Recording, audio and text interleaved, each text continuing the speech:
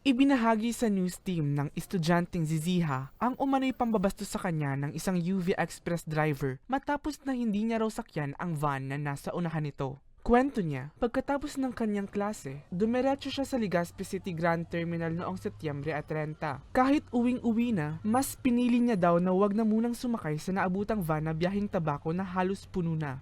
Anya, dahil mahiluhin, iwas siya palagi sa pag-upo sa likurang bahagi ng van. Nagkataon naman na yun na lamang ang bakanting upuan sa naabutan niyang UV Express kaya tumungo daw siya sa kasunod na van. Pero imbis na papasukin, pinahiya at hinarangan daw siya ng driver nito. Nandun na po siya sa may pinto ng front seat. Ano po siya, nakaharang po and kumakain siya ng peanut po ba yun? Peanut. Nakaharang siya doon and sabi ko, kuya, dyan po ako sa unahan. Tapos sabi niya, ay ma'am, doon ka po sa likod para makaalis na. Sabi ko, ay kuya, nahilo po ako. Sabi niya po, paano yun makakaalis kung aarte kayo na ayaw niyo sumakay sa likod. Nag-explain ako na nahihilo po ako, baka magsuka lang ako dyan. And sabi niya, umanap ka na lang ng ibang van na sasakyan mo kung susukaan mo lang yan. Perwisyon mo pa ako sa suka mo, ganun po. Bago nito, kumalat sa social media ang kanyang post patungkol sa insidente kung saan may mga bumatikos pa raw sa kanya. Depensa ng kanyang ina, bata pa ay talagang mahiluhin na si Ziha. Sumusuka talaga yan kasi nung nasa Tabaco ay siya na kinukunti siya sa Isabela at saka Ilocos, palagi akong kasama, palagi akong may dalang plastic bag pang lalagyan ng suka niya. Kahit yung mga teacher sa Tabaco ay alam na alam yan. Pagkatapos kung pupunta kaming Maynila, halos nga nadugo na sinusuka niyan. Siyempre napipilitan ako, alangan naman iiwan ko yan sa bahay na talagang mahiluhin talaga yan. Kaagad naman nakarating sa kaalaman ng Regional Franchising and Regulatory Office ang insidente. Ayon kay Joel DeFeo, ang direktor ng nasabing opisina sa rehiyon, pinadalahan na nila ng show cause order ang sangkot na driver para makapagpaliwanag at nagtakda na rin sila ng hearing para marinig ang bawat panig.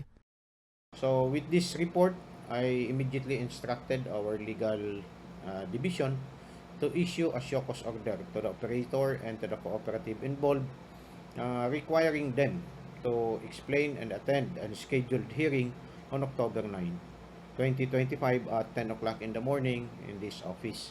So this is in accordance with our due process, na bigyan natin ng pagkakataon din na pakinggan ang panig ng operator at ng kooperatiba, and of course kasama dito yung driver na involved.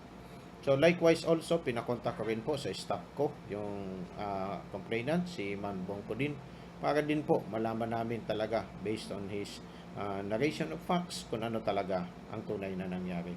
Mahirap po mag-prejudge tayo na hindi pa natin napapakinggan at ang penalty kagad ang pinag-uusapan natin. But definitely there is a corresponding penalty on that. May paalala naman ang direktor sa PUV drivers at commuters. Unang-unang po sa ating mga public transport vehicle drivers, operators, and conductors. Unang-una, isipin po natin ang ating accountability sa ating mga pasahero na dapat po sila ay safe, convenient na makarating sa kanilang paroroonan. Pangalawa po, provide, sabi ko na nga nito, utmost respect and courtesy to our passengers. Kasi po, sila ang sektor na ating pinaglilingkuran. Tayo po ay extension ng gobyerno sa larangan ng transportasyon. Public servant tayo kung ituturing. Sa atin naman pong mga commuters, kung ano man po ang complaint ninyo sa operation, sa mga encounter ninyo sa ating public utility vehicles, ipagpaabot po ninyo at ipagpaalam dito sa aming opisina sa LTFRB. Bukas po kami. Meron kami diyang complaint.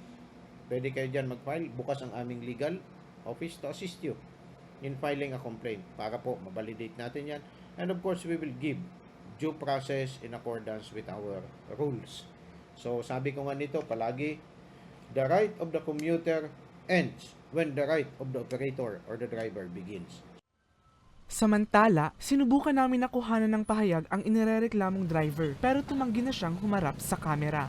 Para sa mga balitang Tatak Bicol, Mel Moral.